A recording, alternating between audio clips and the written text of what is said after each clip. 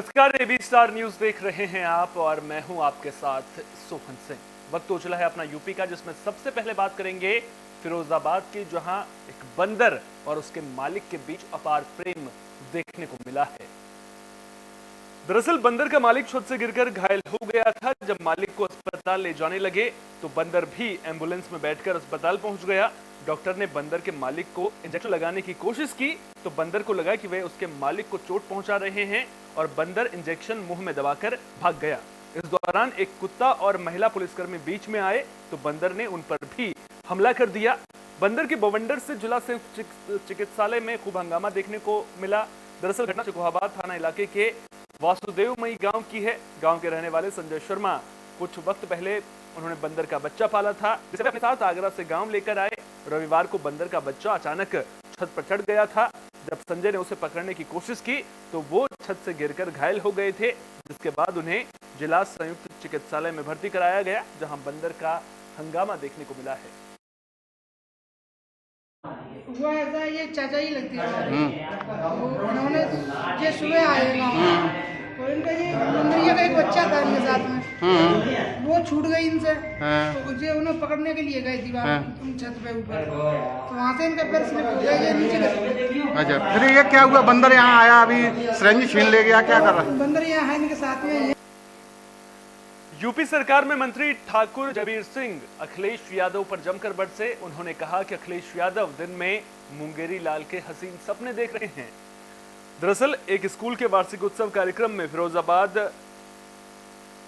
UP सरकार के पर्यटन मंत्री ठाकुर जयबीर सिंह पहुंचे थे। उन्होंने कहा कि अखिलेश यादव मुंगेरी लाल के हसीन सपने दिन में देखा करते हैं। 2022 के विधानसभा चुनाव में भी अखिलेश की बॉडी लैंग्वेज ऐसी ही हो गई थी कि जैसे सीएम बन गए हों और केवल ओथ लेना बाकी हो। इस दौरान ठाकुर जयबीर ने यूपी में सभी 80 सीटें जीतने का दावा किया। उन्होंने कहा कि मोदी सरकार पर एक भी भ्रष्टाचार का आरोप नहीं है। देखिए, हर समय अखिलेश जी मुंगेरी लाल के हसीन सपने दिन में देखा करते हैं। 2022 से जब विधानसभा के चुनाव हो रहे थे तब भी आप लोगों को याद होगा, उस समय भी वो लगातार ऐसे व्यवहार और बॉडी लैंग्वेज उनकी हो गई थी जैसे सीएम बन गए हों और सीएम बनने के बाद केवल ओथ लेना बाकी हो। उन्होंने चीफ सेक्रेटरी से लेकर जिलों तक की पोस्टिंग कर डाली थी। तो मुझे लगता है इन बातों का कोई अर्थ नहीं है।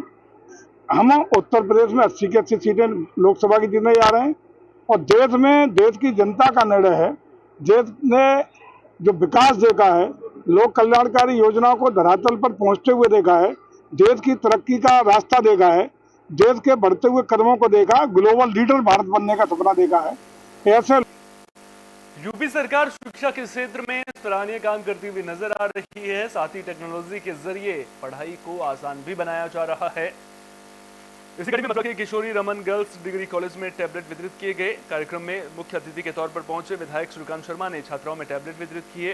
टैबलेट पाकर छात्राएं खुश नजर आईं। इस मौके पर विधायक श्रीकांत शर्मा ने कहा कि प्रदेश की योगी सरकार छात्राओं को सशक्त बनाने के लिए लगातार काम कर रही है। और का वितरण का कार्यक्रम हमारे यशस्वी मुख्यमंत्री जी के माध्यम से प्रदेश में चल रहा है। उसी के तहत आज मैं इस महाविद्यालय में आया और बेटियां बहुत उत्सुक हैं और टेक्नोलॉजी का अच्छे से उपयोग करें और आगे बढ़ें। प्रधानमंत्री जी का ड्रीम है कि हमारी बेटियां बहुत आगे तक जाएं। इसलिए देखें आप, तो जब 26 जनवरी के कार्यक्रम होते हैं तो हमारी बेटियां अब परेड की सलामी हमारी बेटियां लेती हैं, उनका नेतृत्व करती हैं। हमारी बेटियां फाइटर जेट भी चला रही हैं। हमारी बेटियां जो शोध हैं उनमें अग्रणी हो रही हैं। शिक्षा के क्षेत्र में तो हमारी बेटियों का कोई मुकाबला ही नहीं। तो ये ड्रीम है। आने वाला समय टेक्नोलॉजी का युग है और ये डिजिटल इंडिया की जो मुहिम है हमारी, उसको हम कहीं ना कहीं पंख लगाने का एक प्रयास हमारी सरकार का है। मैंने ये भी छात्राओं को निवेदन किया है कि इसका सदुपयोग करें।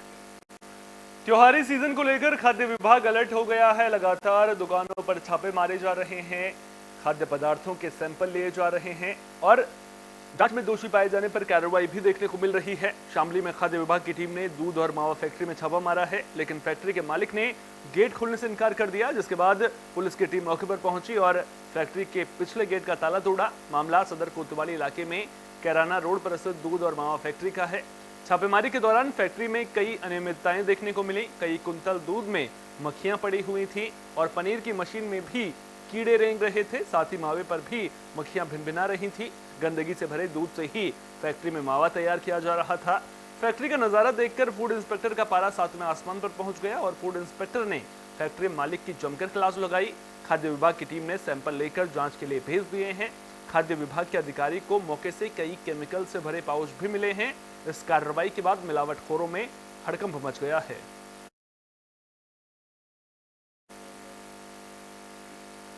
वृंदावन में संत नाराज नजर आ रहे हैं। भूमाफिया के खिलाफ डीएम और सिटी मजिस्ट्रेट से शिकायत की है। आरोप लगाया है कि पुलिस और मांट एसडीएम भूमाफिया के साथ मिले हुए हैं। संतों से मिली जानकारी के मुताबिक मामला केसरी घाट परिक्रमा मार्ग का है। संतों की माने तो भूमाफिया तारा शर्मा ने प्रशासन के साथ मिलकर महंत यशपाल दास के आश्रम पर बुलडोजर चलाकर दीवार तोड़ दी और गौ माता को भगाकर कब्जा कर लिया। संतों का कहना है कि यह कार्रवाई बिना किसी नोटिस या पूर्व सूचना के की गई है। आरोप है कि जब संतों ने कार्रवाई को लेकर सवाल पूछा तो पुलिस के साथ आए गुंडों ने संतों के साथ मारपीट की, लेकिन पुलिस मूकदर्शक बनी रही। संतों का कहना है कि अगर आश्रम को जल्द कब्जा मुक्त नहीं कराया गया तो वे इकट्ठा होकर सीएम योगी आदित्यनाथ से मुलाकात करेंगे। देखिए, आज एक क्रूरतापूर्वक जो हमारे साधु के साथ मारपीट की गई है, गौ माता को डंडों से मारा गया है, साधु को पटक पटक के मारा गया है, कहीं ना कहीं प्रशासन की पूर्ण तरह से मिलीभगत थी। मैं पहली बार देख रहा हूँ इतिहास में कि कोई डीएम वो कोई एसडीएम स्वयं संज्ञान लेके और किसी भूमि को खाली कराना बिना उसके संज्ञान के। दोनों पार्टी किसी को सुना नहीं गया और अगर सुनना चाहती तो निश्चित ही अगर ऐसा ना होता। और वो भी योगी जी के शासन में एक साधु के साथ ऐसी अभद्रता करना, प्रशासन पूरा मिला हुआ, वृंदावन की पूरी फोर्स और पर्सनल गुंडे बुला के इस तरह की ये करना, वृंदावन समाज, साधु समाज बहुत उसमें आक्रोशित है। हम जिलाधिकारी महोदय से इसलिए मिलने आए थे कि वृंदावन में कल एक बहुत बड़ा तांडव हुआ और वो तांडव में मुख्य भूमिका एसडीएम माट की रही, नायब तहसीलदार रहे और साथ में पुलिस प्रशासन रहा। और इन लोगों ने एक हाई कोर्ट की तरह एकदम से डिसाइड कर दिया, जजमेंट लिख करके दे दिया कि जाइए और सब तोड़ करके फेंक दीजिए। वहाँ पर गाय थी, गौशाला थी, गायों का भूसा दाना सब कुछ रखा हुआ था। जिलाधिकारी से हम मिले, विश्व हिंदू परिषद के हमारे अध्यक्ष मिले हैं, सब संत समाज मिले हैं। जो कल जो अन्याय हुआ मोक्षधाम के पास में, महंत हैं, उनके गुरुजी महंत हैं, उनको मैंने महंत बनाया, इनके गुरुजी को महंत बनाया। अवैध जो क्या नाम है उसका, ताराचंद है, अवैध उन्हें कब्जा के भूमाफिया है। जो हमारे अधिकारी भी सुन लिया है किस तरह से भाषा बोल रहा है, किस भूमाफिया की भाषा बोल रहा है, बहुत संज्ञान में उन्होंने सुना और उसको अवैध कब्जा को हमारे यही प्रार्थना किया गया उनसे, हमारा अधिकार जो है महंतों को अधिकार दिया जाए। देखिए, एक एनक्रोचमेंट को लेकर के संत समाज के लोग आज से पहले कपड़े प्रस्तुत किए गए हैं, लेकिन एनक्रोचमेंट हटाने की कार्रवाई की गई है। करना है कि इस पर कार्रवाई की गई है, एक संगत नहीं है, अवैध कार्रवाई की गई है। अपने पेपर से लोगों ने सबमिट किया, दूसरे पास के पेपर देखे जा रहे हैं। और ये मैंने इन लोगों को, सभी समाज के लोगों को, क्योंकि सम्मानित लोग हैं, समाज के महत्वपूर्ण अंग हैं और हमारे बागपत पुलिस को बड़ी कामयाबी मिली है। पुलिस ने जंगल में सूटकेस के अंदर मिले जले हुए शव की गुत्थी को सुलझा लिया है। हत्या के आरोप में युवती के भाई और भाभी को गिरफ्तार कर लिया है। एक फरार युवक की तलाश की जा रही है। पुलिस ने हत्याकांड में इस्तेमाल की गई गाड़ी भी बरामद कर ली है। मामला बागपत कोतवाली इलाके के सिसाना गांव का है। दरअसल शव मिलने के बाद पुलिस मृतक लड़की की शिनाख्त नहीं कर पा रही थी, जिसके बाद उसकी फोटो कई थानों में लगा दी गई थी। एक सूचना के आधार पर हत्याकांड का सनसनीखेज खुलासा हुआ। जांच में पता चला कि शव नोएडा के सदरपुर की रहने वाली 20 साल की मनीषा उर्फ मिन्नी का है, जिसके नाम पर करोड़ों की प्रॉपर्टी है। प्रॉपर्टी हड़पने के लिए मनीषा के भाई विवेक उर्फ मनीष ने हत्याकांड की साजिश रची और पत्नी शिखा और उसके दोस्त पवन को भी शामिल कर लिया। मनीषा की हत्या करने के बाद उसके शव को तीनों गाड़ी में लेकर आए। शव की शिनाख्त ना हो सके इसलिए जंगल में शमशान घाट के पास ज्वलनशील पदार्थ से शव को जला दिया था, लेकिन अब पुलिस ने हत्याकांड का खुलासा कर दिया है। थाना क्षेत्र बागपत के सिसाना गांव में 2 तारीख को एक अज्ञात महिला का शव मिला था, जिस शव की शिनाख्त के लिए एवं घटना के सफल अनावरण के लिए क्राइम ब्रांच सहित कई टीमें लगाई गई थी। आज घटना का सफल अनावरण किया गया। 72 घंटे के अंतर पुलिस को बड़ी सफलता हाथ में लगी है। मृतका की पहचान मनीषा पुत्री स्वर्गीय हर्षवर्धन निवासी सेक्टर 45 नोएडा के रूप में हुई।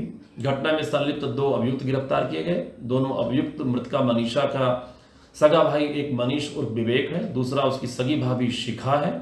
एक तीसरा अभियुक्त पवन जो कि मूल रूप में सिसाना जनपद बागपत का रहने वाला है, वो अभी वांछित है, उसकी गिरफ्तारी का प्रयास जारी है। पूछताछ से ज्ञात हुआ कि पवन नाम के व्यक्ति का जो कि मूल रूप में सिसाना का रहने वाला है, उसके मधुर संबंध शिखा यानी मृतका की भाभी से थे, जिसका पता चल गया था मृतका को।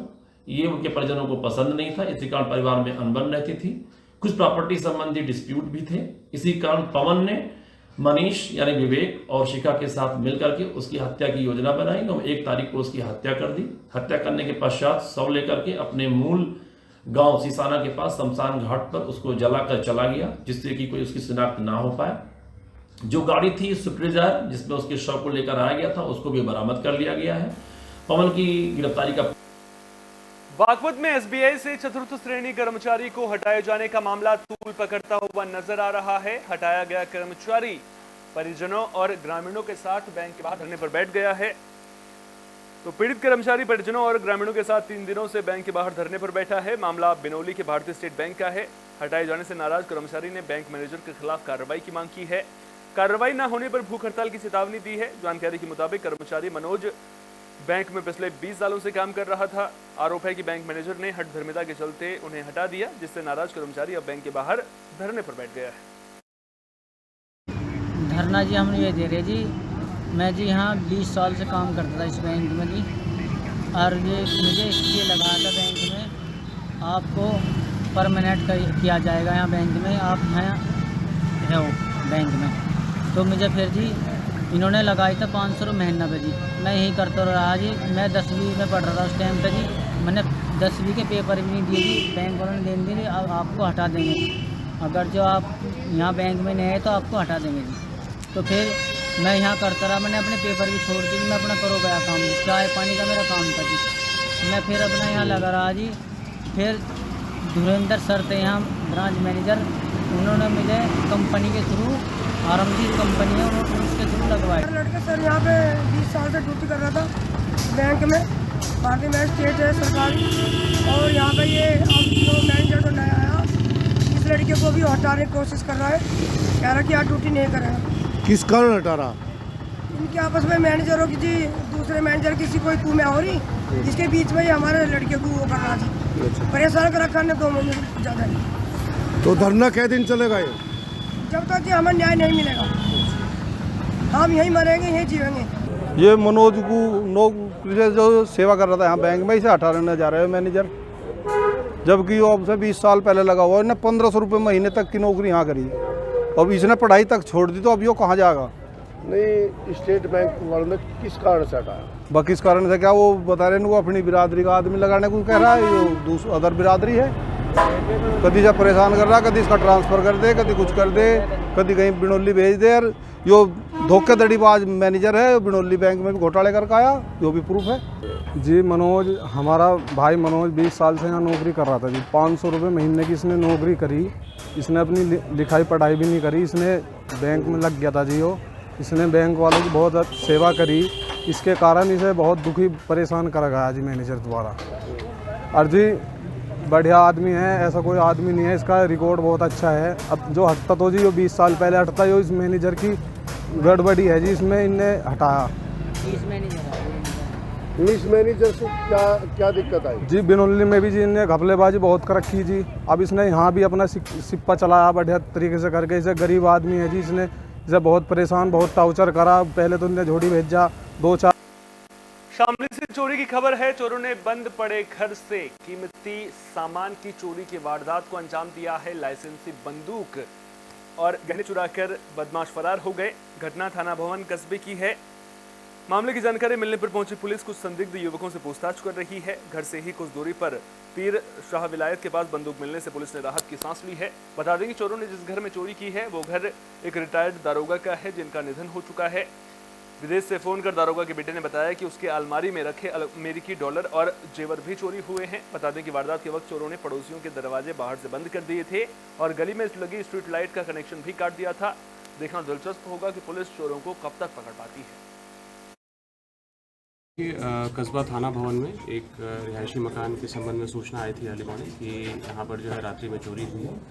मौके पर तत्काल जो है फॉरेंसिक टीम और सभी अधिकारी और कर्मचारीगण द्वारा जो है निरीक्षण किया गया और जो यहाँ पर फिलहाल जानकारी मिली है कि 3 भाई थे, इसमें से जो है तीनों बाहर सेटल हैं, तीनों बाहर नौकरी करते हैं और इनकी मदर का कुछ सामान, कुछ ज्वेलरी जो ये बता रहे हैं वो जो है यहाँ से मिसिंग है। इसके अलावा इनका कहना था कि इनके फादर का एक लाइसेंस्ड वेपन है जो इनके नाम पर है, जो मिसिंग था, लेकिन यहीं पर अभी वो मिल गया है और कुछ ज्वेलरी है जो ये मिसिंग बता रहे हैं। इस घटना को अनावरण करने के लिए जो तत्काल इसमें जो है 3 टीमें लगाई गई, एक थाना स्तर से और इसके अलावा जो है SWAT और सर्वेलेंस टीम को इमीडिएटली इसमें सक्रिय किया गया है और जो इसमें आवश्यक कार्रवाई है वो की जा रही है। सर, मेरा नाम विनोद शर्मा है। मैं वहीं पे छिटियान के मूल रहने वाला हूँ। मैं पिछले काफ़ी सालों से हरिद्वार हीरो मोटर कोर्प में नौकरी कर रहा था। तो मेरे को सूचना मिली कि आज सुबह ही क्या कह रहे हैं, मेरे भाई साहब ने सूचना दी कि हमारे घर में चोरी हो गई है। तो मैं तत्काल क्या कह रहे हैं गाड़ी करके जब यहाँ थाने पहुँचाया तो मैं यहाँ देखा कि मम्मी की कुछ ज्वेलरी और मेरा जो असला था, बंदूक, सिंगल बैरल, चोरी हो गई थी। लेकिन थोड़ी देर बाद ही वो मेरे को 30 सारी रात को सूचना मिली कि किसान आ रहा था खेत में से जोता मुझी में, उसको नज़र पड़ी, उसने उठा के क्या कहते हैं पुलिस के हवाले कर दी। असला मेरा मिल गया है। ठीक है। झांसी के मऊरानीपुर रेलवे स्टेशन से हादसे की खबर सामने आई है। मालगाड़ी की चपेट में आने से 17 साल के मूक बधिर की मौत हो गई है। जानकारी मिलने पर पहुंची रेलवे पुलिस और जीआरपी ने शव को कब्जे में लेकर कानूनी कार्रवाई शुरू कर दी है। मृतक की पहचान शिवगंज के रहने वाले कौशल किशोर के बेटे श्रीलाल के रूप में हुई है, जो रेलवे स्टेशन के बाहर पिता की दुकान पर आया था। इसी दौरान मालगाड़ी की चपेट में आने से उसकी मौत हो गई।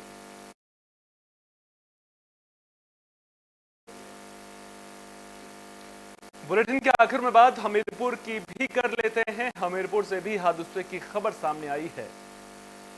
नेशनल हाईवे 34 पर हादसे की खबर है। सुमेरपुर हाईवे पर सीमेंट फैक्ट्री के पास कार और बाइक की टक्कर में बाइक सवार घायल हो गया, जिसे इलाज के लिए पीएचसी लाया गया। हालत गंभीर होने पर युवक को जिला अस्पताल रेफर कर दिया गया है। इस बुलेटिन में मेरे साथ इतना ही। अपना बहुत बहुत ख्याल रखिए। देश और दुनिया की तमाम अहम खबरों के लिए देखते रहिए AB स्टार न्यूज।